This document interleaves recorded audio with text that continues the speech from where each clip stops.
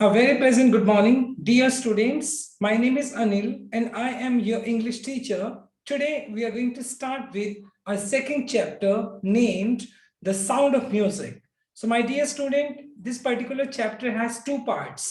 आज हम first part को study करने वाले हैं and this particular chapter is part number 1 is completely dedicated to a girl named Evelyn Glennie.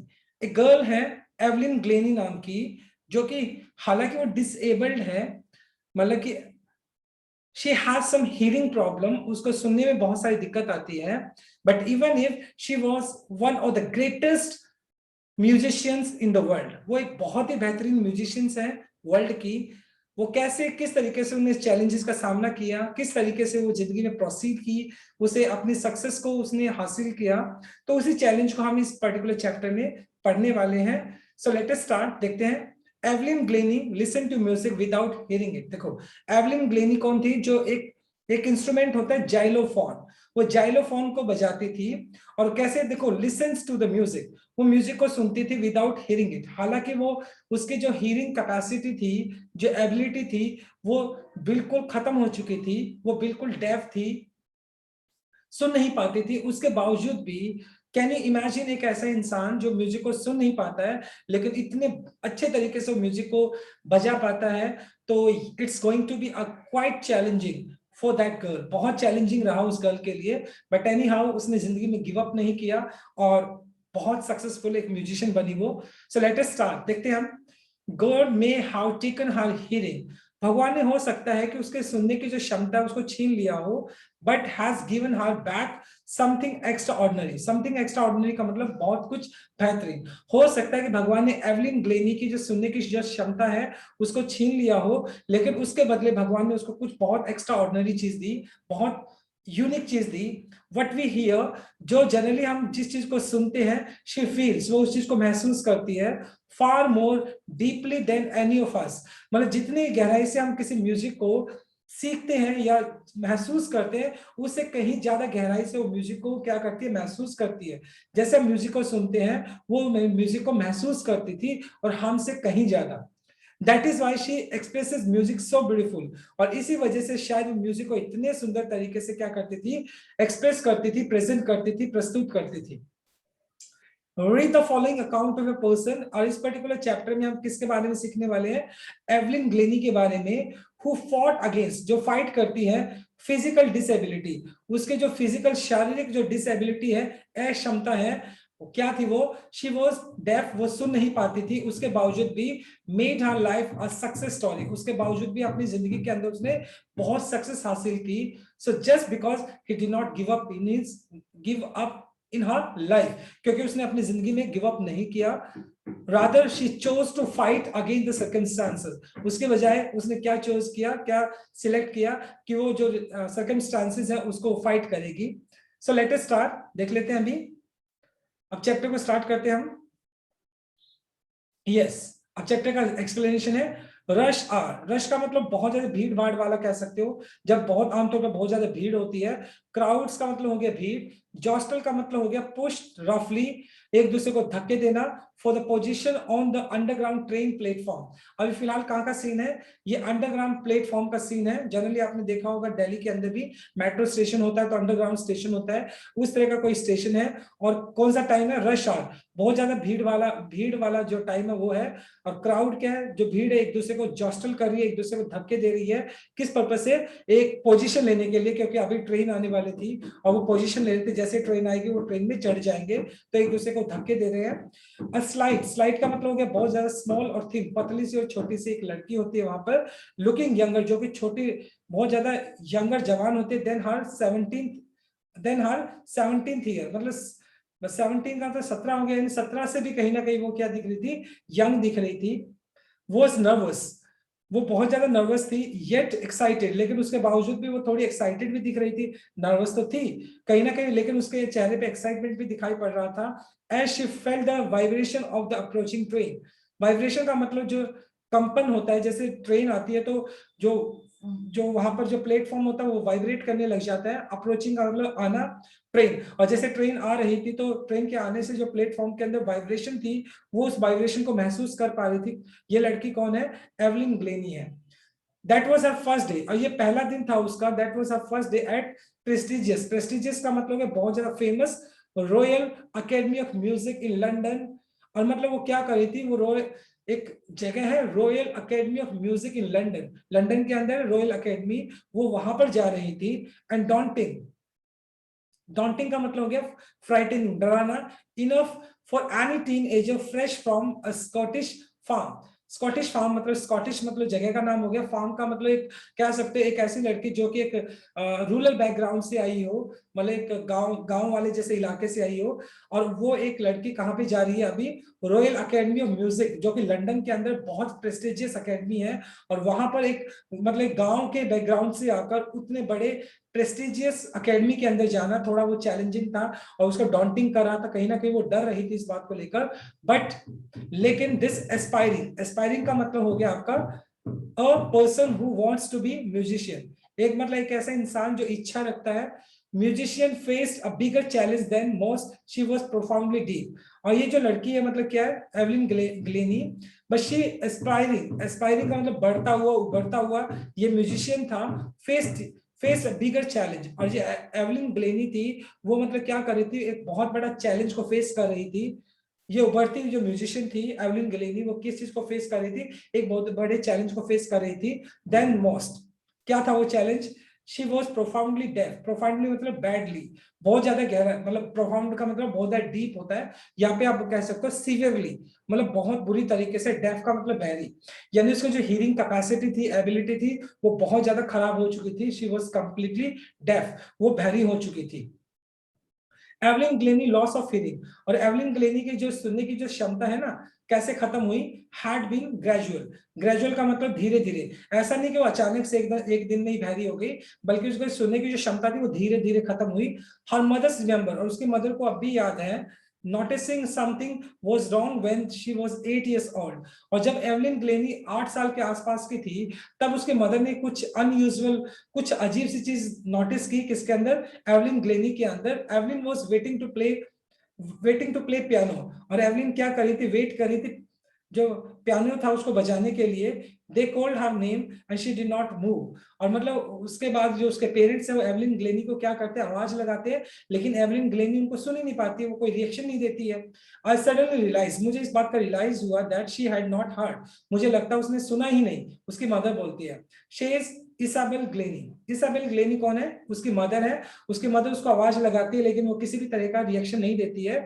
तो यहाँ पर उसकी मदर कहती है, मुझे लगता है उसको सुनाई ही नहीं दिया। फॉर ए क्वाइट वाइल, कुछ टाइम के लिए, Evelyn Glennie manage to conceal, conceal का मतलब छुपाना, हर ग्रोइंग डेफनेस, ग्रोइंग बढ़ती हुई डेफनेस का मतलब बहरापन, from friends and teachers.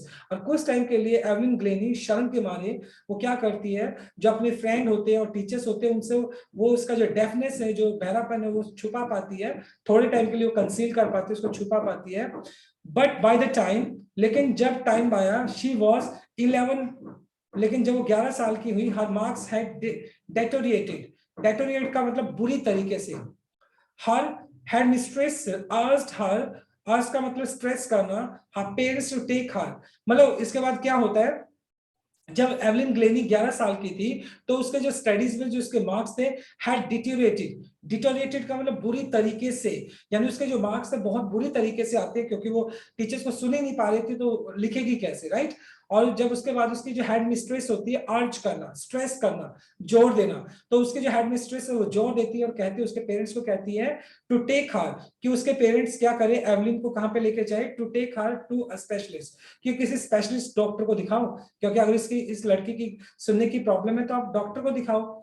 Then it was then discovered that her hearing was severely impaired. Impaired का मतलब हो गया वीकेंड, कमजोर हो जाना। और तब इस बात का पता चला कि जो एवलिन ग्लेनी है उसके जो सुनने की क्षमता है वो बहुत ज्यादा सीवियरली बैडली इंपेयर्ड का मतलब वीकेंड, बहुत ज्यादा कमजोर हो गई है, as a result of gradual nerve damage. Nerve का मतलब हो गया ये जो हमारी नर्व्स होती हैं ब्रेन के अंदर, ग्रेजुअल धीरे धीरे वो क्या हो गई थी? डैमेज हो चुकी थी, और जिसकी वजह से उसके सुनने की क्षमता है वो खत्म हो गई। दे वर एडवाइज, डॉक्टर मतलब उसके पेरेंट्स को एडवाइस किया गया that she should be fitted with hearing aids and sent to a school for the deaf. मतलब उसका एडवाइस किया गया कि कहीं ना कहीं जो हियरिंग एड्स होते हैं ना, वो छोटे छोटे बड्स होते हैं जिसको कान में लगाकर सुना जाता है, तो डॉक्टर ने सजेस्ट किया उसके पेरेंट्स को, भाई उसको हियरिंग एड्स लगाई जाएगी और उसको जो स्पेशल स्कूल होता है इन बच्चों के लिए, बहरों के लिए अलग स्कूल होता है, उसी स्कूल में उसको भेजना चाहिए। Everything suddenly look black says Evelyn. और उसके बाद एवलिन के जो ड्रीम्स थे वो सडनली क्या हो गया, अंधकार में हो गए, ब्लैक हो गए, सेज एवलिन। क्योंकि अभी तक वो एक नॉर्मल बच्चे की तरह जिंदगी जी रही थी, लेकिन अभी उसको अब नॉर्मल बच्चे की तरह जिंदगी जीनी पड़ेगी, राइट? तो ऐसा कुछ होता है। But Evelyn was not going to give up, लेकिन एवलिन ने गिव अप नहीं किया, हार नहीं मानी। शी वॉज डिटरमाइंड, वो इस बात को लेकर बहुत ज्यादा डिटरमाइंड थी। डिटरमाइंड का मतलब हो गया बहुत ज्यादा समर्पित थी, दृढ़ थी, to lead a normal life, कि वो एक नॉर्मल लाइफ जिएगी, एक सामान्य जिंदगी जिएगी। एंड परस्यू, कंटिन्यू करना हर इंटरेस्ट इन म्यूजिक, और म्यूजिक में जो उसका इंटरेस्ट है वो उसको कंटिन्यू करेगी। वन डे, एक दिन, शी नोटिस, उसने नोटिस किया a girl playing a xylophone. Xylophone, ये जैसे पिक्चर आप देख पा रहे हो, ये जाइलोफोन है। और एक दिन उसने नोटिस किया एक लड़की जाइलोफोन बजा रही थी, एंड डिसाइडेड दैट, उसने भी डिसाइड किया, एवलिन गलेनी ने, she wanted to play it too, उसने भी डिसाइड किया वो भी इस जाइलोफोन को ही बजाएगी। मोस्ट ऑफ द टीचर्स, बहुत सारे जो टीचर्स थे, डिस्करेज, उसने उसको डिमोटिवेट किया, हतोत्साहित किया, मतलब उसका जो मॉरल है उसको बिल्कुल कम किया, डिस्करेज किया, उसको मोटिवेट नहीं किया बल्कि उसको निराश किया, हर। बट परसिक्यूनिस्ट, परसिक्यूनिस्ट का मतलब हो गया जो, आप देखो यहाँ पर परसिक्यूनिस्ट होता है अ person who plays the drum and tabla, एक ऐसा इंसान जो तबला बजाता है या फिर ड्रम बजाता है, उसके लिए हम बोल सकते हैं। लेकिन एक परक्यूनिस्ट होता है जो कि तबला बजाने वाला होता है, ड्रम बजाने वाला होता है, जिसका नाम रॉन फॉर्ब्स होता है। वो क्या करता है, सपोर्टेड आइडेंटिफाइड है पोटेंशियल, पोटेंशियल होता है टैलेंट। और कहीं ना कहीं जो दूसरे टीचर जो एवलिन गलेनी है उसको क्या करते हैं, डिस्करेज करते हैं। उसके बावजूद रॉन फॉर्ब्स जो कि एक परक्यूनिस्ट है, वो क्या करता है, उसके टैलेंट को आइडेंटिफाई करता है, सपोर्टेड करता है। And he began by tuning last two drums to different notes. और उसके बाद वो क्या करता है, दो बड़े बड़े ड्रम लेता है और अलग अलग ट्यून पे क्या करता है, उन ड्रम्स को अलग अलग नोट्स के ऊपर बजाने लग जाता है। कौन? वो जो परक्यूनिस्ट होता है रॉन फॉर्ब्स, अलग अलग दो ड्रम लेता है और दोनों ड्रम से अलग अलग ट्यूनिंग क्या करने लग जाता है, बजाने लग जाता है। Don't listen through your ears, यहाँ पर वो एवलिन गैलेनी को बोलता है कि अपने कानों से सुनने की मत कोशिश करो। ही वुड से, बल्कि वो कहता है किसको, एवलिन गैलेनी को, जो उसका टीचर होता है, वो कहता है try to sense is some other way, मतलब सुनने की कोशिश मत करो बल्कि इसको महसूस करने की कोशिश करो किसी दूसरे तरीके से। सेज एवलिन, एवलिन कहती है, suddenly I realized I could feel the high drum from the waist up. मतलब वो सडनली अब एवलिन कहती है कि जैसे मैं उसको महसूस करने की कोशिश करती हूँ, तो जो ड्रम बजने का जो वाइब्रेशन होता है, मैं उसको वेस्ट अप अपनी कमर से उसको ऊपर महसूस कर पा रही थी। And the lower one from the waist down, और जो छोटे वाला ड्रम था उसकी जो वाइब्रेशन थी, मैं वेस्ट से नीचे यानी जो कमर से नीचे उसको महसूस कर पा रही थी। फोर्ब्स रिपीटेड द एक्सरसाइज, और फोर्ब्स ने वो ड्रम वाली एक्सरसाइज को रिपीट करता रहा, लगातार करता रहा। एंड सून एवलिन डिस्कवर, और जल्दी ही एवलिन को इस बात का कंफर्म हो गया दैट शी कुड सेंस, उसको पता चल गया, she could sense certain notes in different parts in her body. और उसके बाद उसको इस बात का कंफर्म हो गया, जैसे जैसे मतलब वो ड्रम बजता तो अपनी बॉडी के अंदर अलग अलग ट्यूनिंग जो होती उसको अपनी बॉडी के अंदर महसूस कर पाती। I had learn to open, I had learn to open my mind, और यहाँ पर एवलिन बोलती है कि मैंने अपने माइंड को खुला कर दिया, एंड बॉडी टू साउंड, और मैं बॉडी मतलब जो साउंड था मैं उसको बॉडी से सुनती थी, एंड वाइब्रेशन था उसको महसूस करती थी। The rest was share determination and hard work, और उसके बाद जो बाकी जो सफलता मुझे मिली, शेयर मतलब एक्सट्रीम, डिटर्मिनेशन दृढ़ता, एंड हार्डवर्क मेहनत, और बाकी जो मुझे सफलता मिली जस्ट बिकॉज, क्योंकि मेरा बहुत स्ट्रॉन्ग डिटर्मिनेशन था, दृढ़ निश्चय था, और मैंने बहुत मेहनत की, उसके बिहाफ पर ही मुझे क्या मिली, इतनी बड़ी सफलता मिली। She never looked back, और मतलब एवलिन बोलती है कि मैंने कभी पीछे मुड़कर ही नहीं देखा, from the point two onwards, जिस दिन उसको इस बात का कंफर्म हुआ कि उसका जो हीरिंग कैपेसिटी है, जो एबिलिटी है, वो सीवियरली डैमेज हो चुकी है, इंस्टेड ऑफ गिविंग अप, उसने हार मानने के बजाय उसने जिंदगी में कभी पीछे मुड़कर ही नहीं देखा। शी ट्यूटर्ड का मतलब ट्यूशंस देना, समझाना। She tutored the United kingdom with a youth orchestra, and by the time she was 16, और मतलब वो क्या करती थी, शी टूअर्ड, सॉरी, ट्यूटर नहीं, टूर है, सॉरी टूर हो गया, जर्नी करना। शी टूर, और वो क्या करती है, टूर पे जाती है, अलग अलग टूर पे जाती है किंगडम, यूनाइटेड किंगडम की अगर बात की जाए, विद यूथ ऑर्केस्ट्रा, एक ऑर्केस्ट्रा मतलब ग्रुप होता है, उसके साथ वो यूनाइटेड किंगडम जाती है। By the time she was 16, और उस टाइम तक उसकी उम्र 16 साल होती है। शी हैड डिसाइडेड, वो डिसाइड करती है to make music her life, वो यहाँ पर आके डिसाइड करती है कि वो अपना जो म्यूजिक है उसको पूरा जिंदगी मतलब उसको डेडिकेट कर देगी, म्यूजिक को ही अपना जिंदगी मान लेती है। शी ऑडिशन का मतलब हो गया gave short performance so that the director could decide whether she was good enough। Generally आपने देखा होगा इंडियन आइडल वगैरह जो होता है या डांसिंग वाले होते हैं, तो बहुत सारे जो पार्टिसिपेंट होते हैं अपना ऑडिशन देते हैं, अपना टैलेंट को शो करते हैं। उसी तरीके से एवलिन ग्लेनी भी क्या करती है, अपने टैलेंट को शो करती है for the royal academy of music. और सबसे पहला ऑडिशन वो कहाँ पे देती है, रॉयल अकेडमी ऑफ म्यूजिक के अंदर देती है, and scored one of the highest marks. Can you imagine, और सबसे ज्यादा हाईएस्ट मार्क्स लेकर आती है वो in the history of academy. Academy में आज तक इतने मार्क्स किसी के नहीं आए, वो इतने अच्छे मार्क्स लेकर आती है उस ऑडिशन के अंदर। शी ग्रेजुअली, और धीरे धीरे move from the orchestral work, पहले वो क्या करती थी, ऑर्केस्ट्रल वर्क करती थी, यानी एक ग्रुप के साथ काम करती थी, टू डू सोलो, और उसके बाद सोलो करने लगी, वो अकेला करने लगी। पहले ग्रुप के साथ करती थी, लेकिन उसके बाद उसने सोलो परफॉर्मेंसेस देना स्टार्ट किया। At the end of her 3 years course, जब उसने अपना 3 साल का कोर्स कंप्लीट किया, एवलिन गैलेनी ने, शी हैड कैप्चर का मतलब caught most of the top awards. और अभी तक मतलब उसने क्या किया, जब तक उसने अपना 3 साल का कोर्स कंप्लीट किया इस म्यूजिक के अंदर, तो उस 3 साल के अंदर बहुत सारे टॉप मोस्ट अवार्ड होते थे म्यूजिक के अंदर, उसने कैप्चर किया, उसने वो उन अवार्ड्स को जीत लिया। So that is called share determination, उसका दृढ़ निश्चय था ये। एंड फॉर ऑल दिस, और ये सारी की सारी चीजों को कहते हैं for all this, Evelyn won't accept my hint of any heroic achievement. Heroic का मतलब हो गया हीरो की तरह अचीवमेंट, सफलता होगी, लेकिन इतना अचीव करने के बाद भी एवलिन ग्लेनी इस बात को बहुत मतलब बहुत ज्यादा ऐसा नहीं है कि बूस्ट करती है, बहुत ज्यादा बोस्ट करती है या बड़ा चढ़ाकर बोलती है, हवा में बात करती है। वो कहती है ये जो सारा कुछ हुआ ना, मतलब बहुत बड़ा अचीवमेंट नहीं है, हालांकि उसके लिए बहुत बड़ा अचीवमेंट है, लेकिन उसके बावजूद भी वो उस अचीवमेंट को इतना बड़ा अचीवमेंट नहीं मानती है। It shows that she was very ground, okay, she was down to ground। कहते हैं ना कि वो बहुत ज्यादा क्या थी, डाउन टू ग्राउंड थी, मतलब बहुत ज्यादा एक ग्राउंड पे रहने वाली एक लड़की थी, जो कभी हवा में बातें नहीं करती थी, बढ़ा चढ़ाकर बातें नहीं करती थी। इफ वर्क हार्ड, वो कहते हैं इफ यू वर्क हार्ड, कहते हैं कि अगर आप मेहनत करते हो, and know where you are going, और अगर आपको पता है कि आप कहाँ जा रहे हो, यू विल गेट देयर। मतलब अगर आपका रास्ता क्लियर है, आप उसके लिए मेहनत करते हैं, तो आप अपनी सफलता जरूर पाते हैं। And she got right to the top, और इसी तरीके से वो क्या करी, वो सबसे ऊपर आ गई, शिखर पर आ गई। The world's most sought after multi-percussionist, after with the mastery of some thousand instrument and hectic international schedule, और because of her sheer determination, क्योंकि उसका जो determination था बहुत strong था, और उसी determination की वजह से she got right to the top, वो शिखर पर आ गई। and the world's most sought demanded, short का डिमांडेड आफ्टर मल्टीपल परक्यूनिस्ट, और वो दुनिया की एक बहुत ही मल्टीपल परक्यूनिस्ट मतलब म्यूजिशियन बन गई, जो कि जिसकी मास्टरी बहुत सारे इंस्ट्रूमेंट पे थी, with the mastery of some 1000 instruments. आप इमेजिन कर सकते हो 1000 से भी ज्यादा इंस्ट्रूमेंट पे उसकी मास्टरी थी। किसकी बात कर रहे हैं हम, एवलिन ग्लेनी की।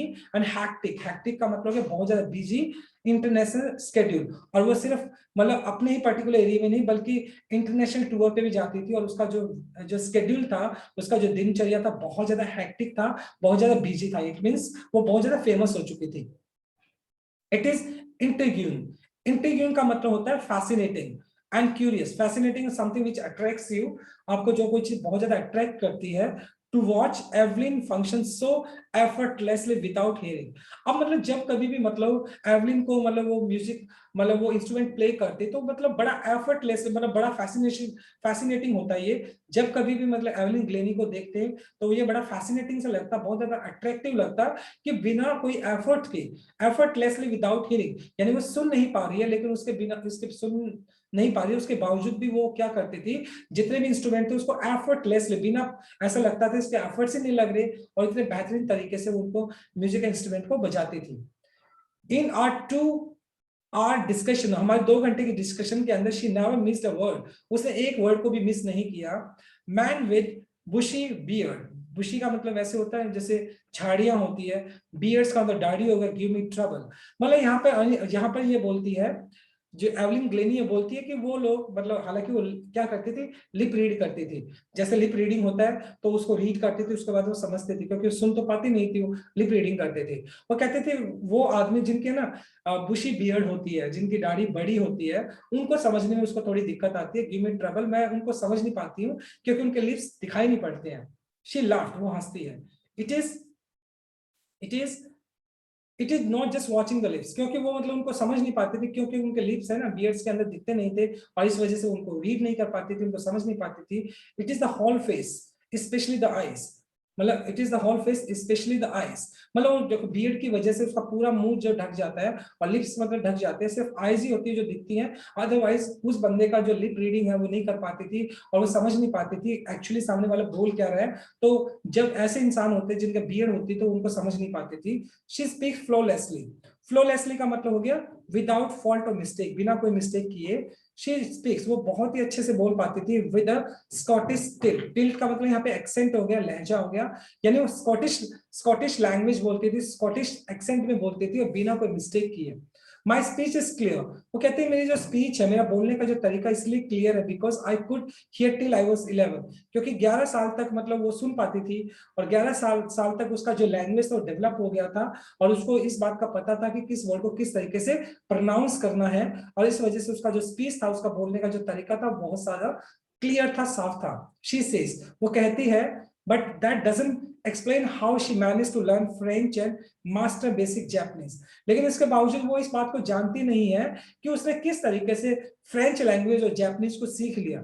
हालांकि मतलब वो सुन नहीं पाती थी, लेकिन उसके बावजूद भी उसने जापानीज और फ्रेंच लैंग्वेज को सीख लिया। She does not know how she manage to learn, उसको खुद को नहीं पता वो किस तरीके से उसने इस लैंग्वेज को सीखा।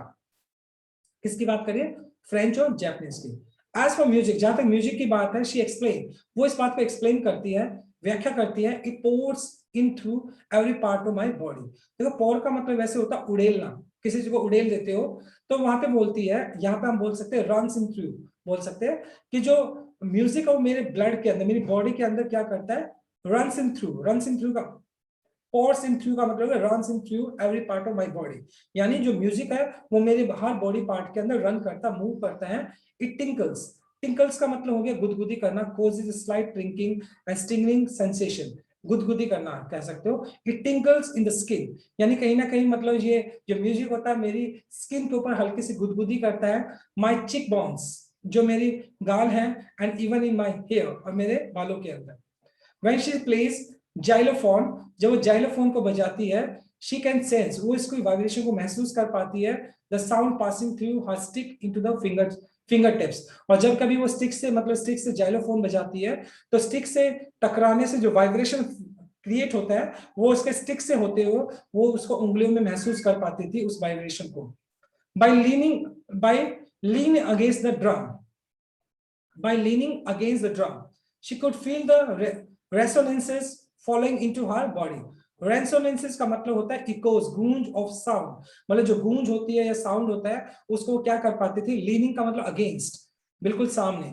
जब वो ड्रम बजाती तो ड्रम बजने का जो रेसोनेंस होता था, उसका जो इको होता था, उसका जो गूंज होता था, वो उसकी उंगलियों में यानी उसकी पूरी बॉडी में फ्लो करता था, वो क्या करता था उसकी पूरी बॉडी के अंदर मूव करता था और उस वाइब्रेशन को वो इस इको को क्या करती थी, महसूस कर पाती थी। ऑन ए वुडन प्लेटफॉर्म, और लकड़ी का बना एक जो मंच था, प्लेटफॉर्म था, शी रिमूव्स हर शूज, और अपने शूज को निकाल देती, so that the vibration pass through her bare feet and up her legs, जिससे कि मतलब वो क्या करता, वो क्या करती मतलब वो अपने शूज निकाल देती उस वुडन प्लेटफॉर्म के ऊपर, और जैसे वो मतलब म्यूजिक इंस्ट्रूमेंट बजाती तो उसका वाइब्रेशन क्या होता, वो उसके पैरों से होता हुआ, so that the vibration pass through her bare feet, वो उसके पैरों से होता हुआ उसके लेग्स तक उसको महसूस कर पाए उस वाइब्रेशन को।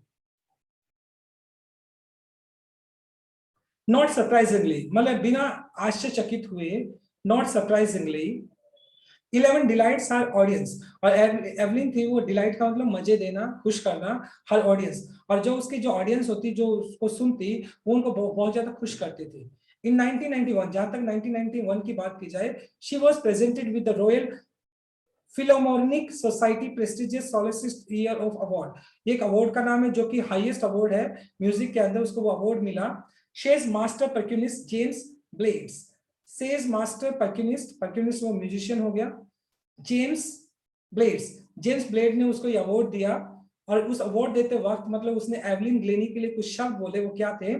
God may have taken her hearing, हो सकता है कि भगवान ने इस लड़की की, एवलिन ग्लेनी की जो सुनने की जो क्षमता है उसको छीन लिया हो, but has given her back something extraordinary, लेकिन उसके मतलब उसके सुनने की जो क्षमता उसको तो छीन लिया भगवान ने, लेकिन उसके बदले भगवान ने उसको, इस लड़की को कुछ समथिंग एक्स्ट्रा ऑर्डिनरी, कुछ बहुत ही यूनिक दे दिया है जो हम इंसानों के पास नहीं है, उस लड़की को भगवान ने दे दिया।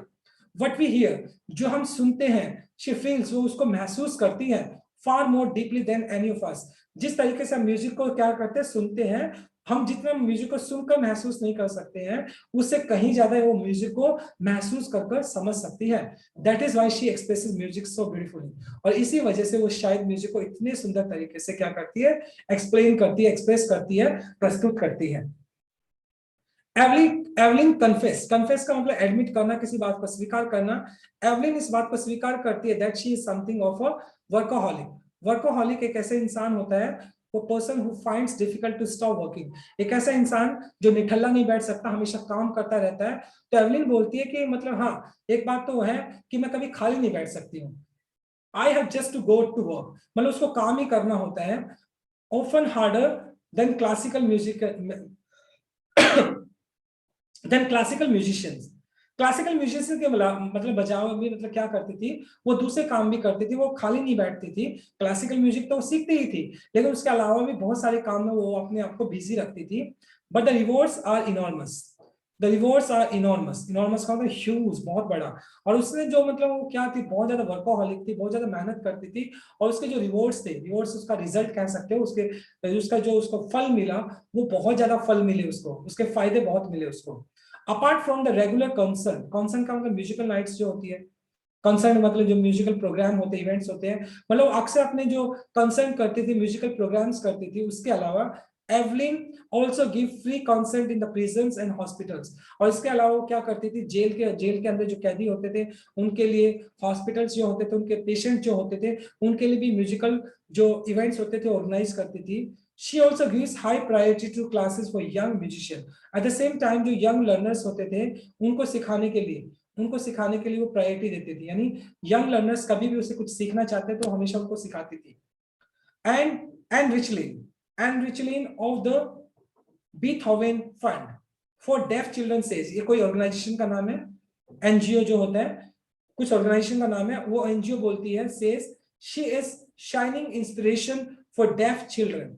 शाइनिंग इंस्पिरेशन मतलब चमकती हुई, इंस्पिरेशन का मतलब होगा एक एक कोई चीज आपको बहुत ज्यादा मोटिवेट करती हो, for deaf children. Deaf children जो मतलब ये बहरे लोग हैं, ये जो बहरे लोग हैं उनके लिए एक क्या है, एक इंस्पिरेशन का काम करती है, उन सभी लोगों को क्या करती है, मोटिवेट करती है कि अगर एवलिन ग्लेनी कर सकती है तो वो भी इतना सक्सेसफुल जिंदगी के अंदर हो सकते हैं। They see that there is nowhere that they can not go, they see that there is nowhere that they can go, क्योंकि ये जो डेफ चिल्ड्रन होते हैं वो नेगेटिव बेचारे, उनकी जिंदगी में नेगेटिविटी आ जाती है और वो सोचते हैं कि वो बच्चे जिंदगी में कहीं पे भी नहीं जा सकते हैं, लेकिन जब कभी वो एवलिन ग्लेनी की तरफ देखते हैं, they fill with complete positivity, because if Evelyn Glennie can do, they can also do the same। क्योंकि जब वो एवलिन ग्लेनी की तरफ देखते हैं तो उनको इस बात का एहसास होता है कि अगर एवलिन ग्लेनी इस चीज को कर सकती है तो वो भी इस चीज को कर सकते हैं, right. Evelyn Glenny has already accomplished, accomplish का मतलब होता है अचीव करना, और एवलिन ग्लेनी है उसने बहुत सारे अकम्प्लिश मतलब achieve more than most people twice her age, मतलब अगर बात की उसके एज के जो डबल होंगे ना, उनसे कहीं ज्यादा उसने अचीव किया है। मान लो अगर एवलिन ग्लेनी 20 साल की हम मान के चलते हैं, इमेजिन करो, और जो 40 साल के, जो 40 ईयर के लोग हैं वो अपनी जिंदगी में इतना अचीव नहीं कर पाए जितना कि एवलिन ग्लेनी ने अपनी एज में हासिल कर लिया है। She has brought percussion to the front of the orchestra। percussion मतलब हो गया वही ड्रम वगैरह, तबला वगैरह कह सकते हो। और क्योंकि ऑर्केस्ट्रा को पहले क्या किया जाता था, ऑर्केस्ट्रा को ज्यादा इंपॉर्टेंस दी जाती थी, तबले वगैरह को कम दी जाती थी, तो उसने क्या किया, परक्यूनिस्ट को वो आगे लेकर आई एंड डेमोन्स्ट्रेटेड, और उसने इस बात को डेमोन्स्ट्रेट किया, दिखाया that it can be very moving. मतलब जो परक्यूनेशन है, ड्रम या तबला है, वो ऑर्केस्ट्रा से भी कहीं ज्यादा क्या हो सकता है, मूविंग हो सकता है, सेंसेशनल हो सकता है, right. She has given inspiration inspiration का मतलब कह सकते हो आप यहाँ पे एक तरह से मोटिवेशन देना, प्रेरणा देना to those who are handicapped. और कहीं ना कहीं ये उन लोगों के लिए जो हैंडीकैप्ड है, असहाय हैं, असमर्थ है, उन लोगों के लिए उसने क्या किया है, प्रेरणा दी है। People who look to her and से, और वो लोग जो कि असहाय हैं, वो लोग एवलिन ग्लेनी की तरफ देखते हैं और कहते हैं if she can do it, अगर एवलिन कर सकती है, आई कैन, मैं भी कर सकता हूँ। And not the least, she has given enormous pleasure to millions. और मतलब अगर मैं बात करूं, एवलिन ग्लेनी ने इनॉर्मस यूज प्लेजर, खुशी टू द मिलियंस। और बहुत सारे ऐसे लोग हैं जो बहुत सारे ऐसे लोग हैं जो डिसेबल्ड हैं, जिन्होंने जिंदगी में ऑलमोस्ट हार मान चुकी है, लेकिन जब वो एवलिन ग्लेनी की तरफ देखते हैं तो वो इस बात का एहसास होता है कि if Evelyn Glenny can do, I can also do, मैं भी कर सकता हूं। और एवलिन ग्लेनी ने उन लोगों को क्या दिया, प्लेजर दिया, खुशी दी उनकी जिंदगी के अंदर। एटलीस्ट उनको एक आशा की किरण दी है कि वो भी जिंदगी के अंदर सक्सेसफुल हो सकते हैं। So my dear student, this is the explanation of this particular first part, and in this particular chapter we learn that we should not give up in our life. हमें जिंदगी में गिव अप नहीं करना चाहिए। Unlike अगर मैं बात करता हूं Evelyn Glenny, she was deaf, but instead of giving up, she just faced the challenges and became one of the greatest musician in the world. और एवलिन ग्लेनी ने गिव अप करने की बजाय चैलेंजेस को फेस किया और वो दुनिया के सबसे बेहतरीन म्यूजिशियंस में से एक बनी, right? So thank you so much, my dear student. This is all about from my side. Tomorrow I'll come with second part. Till then, bye bye, take care, and have a nice day.